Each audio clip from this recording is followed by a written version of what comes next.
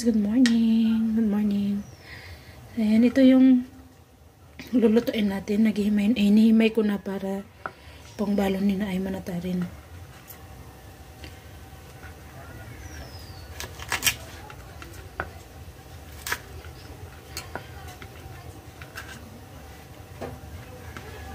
Bumili ako nito kahapon. Nagtingin-tingin ako sa gulay kahapon. Bumili ako nito tatlong ganito, maliliit. Tapos carrots, half kilo. And then isang cauliflower. Inubo na naman ako ulit.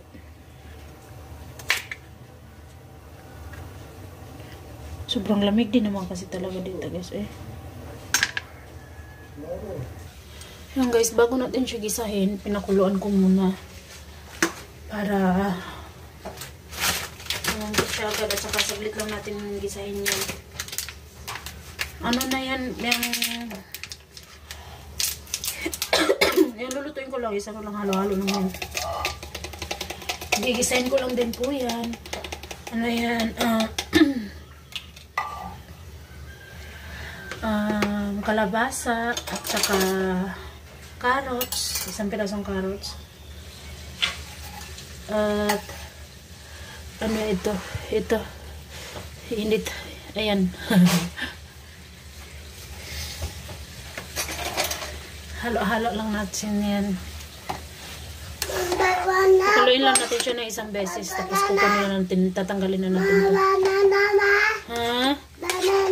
Banana? Okay, later, hay. So, tingnan nyo guys, ito yung bawang. Bigyan natin ng kape and turmeric.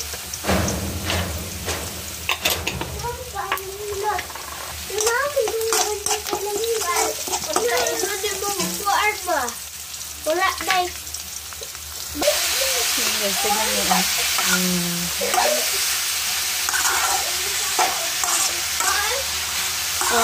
Ilis sa daan. Hindi na kasi sila maliligo kasi kagabi pinaliguan ko na. Kasi mas kulang yung lamig sa gabi kaysa sa umaga po. Saka may nag-comment din ko sa akin na hello po. Shoutout ko kayo ma'am. Na gabi ko paliguan ng mga bata.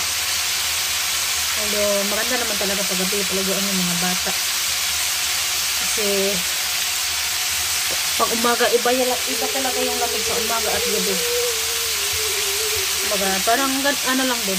Iba yung tulog sa umaga at gabi. Diba po?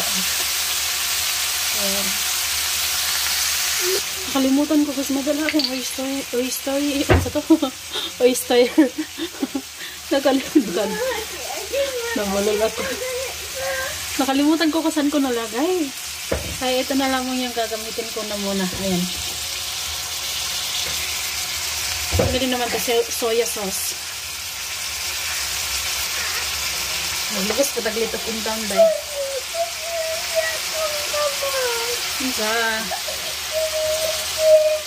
Ang lakang dito pa. Ito na yung mga kasi. Nilagyan ko lang ng soya sauce ng 2 takip. Nakita ko lang kasi ito sa sa YouTube.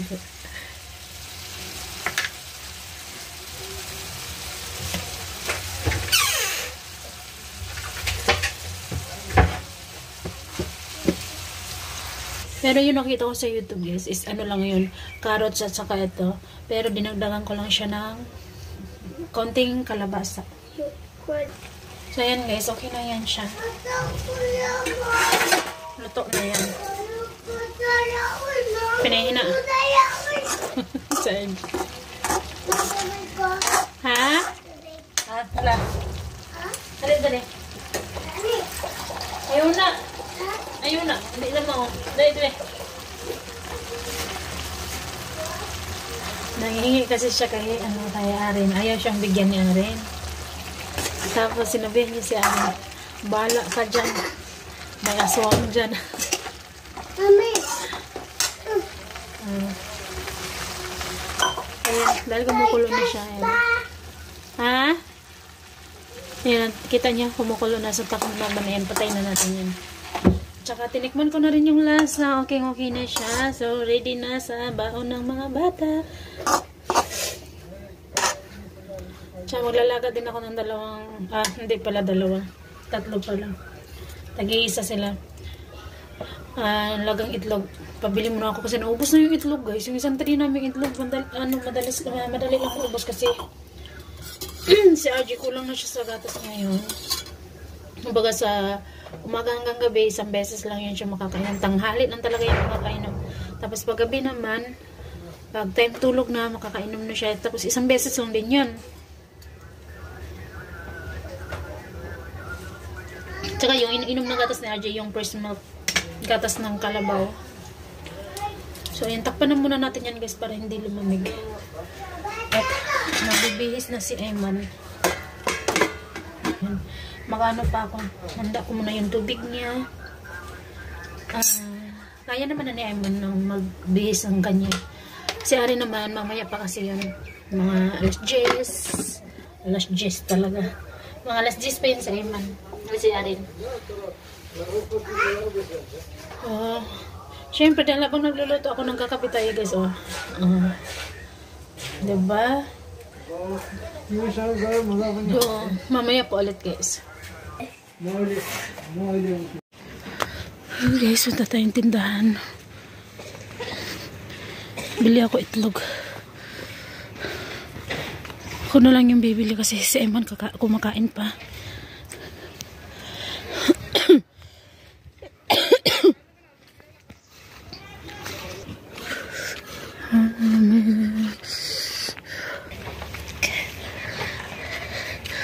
Sila. Grabe, yung labig.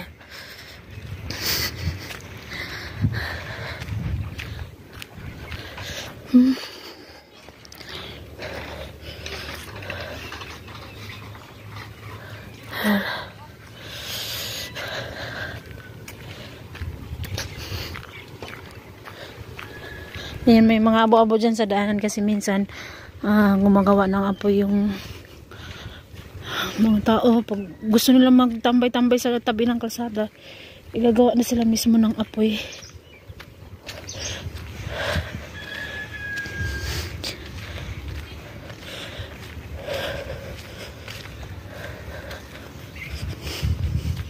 So, may napansin akong comment, guys, no, na shoutout pa pala sa iyo na hindi ba nag-iisno dito sa amin.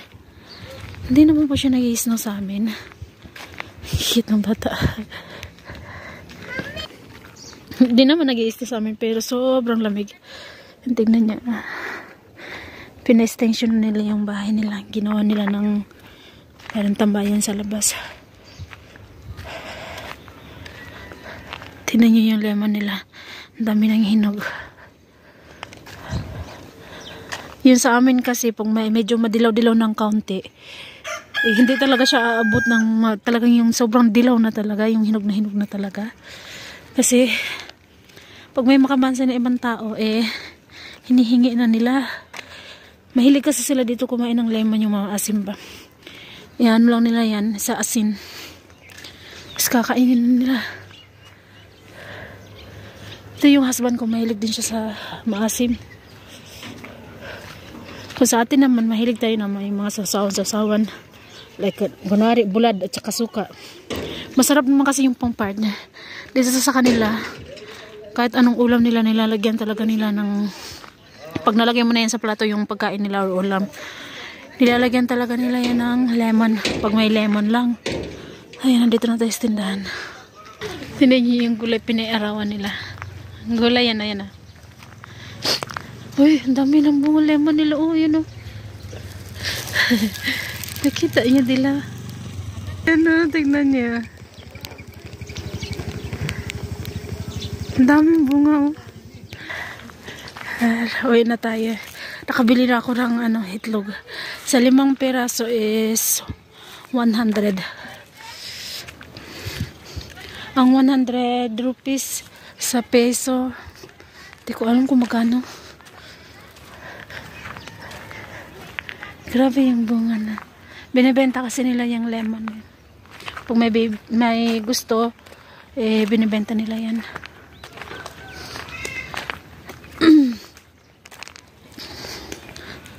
Yan sa amin naman kasi open lang siya, kaya minsan pag walang tao sa labas, wala yung mambilan ko, wala kami, is nangunguha lang yung iba.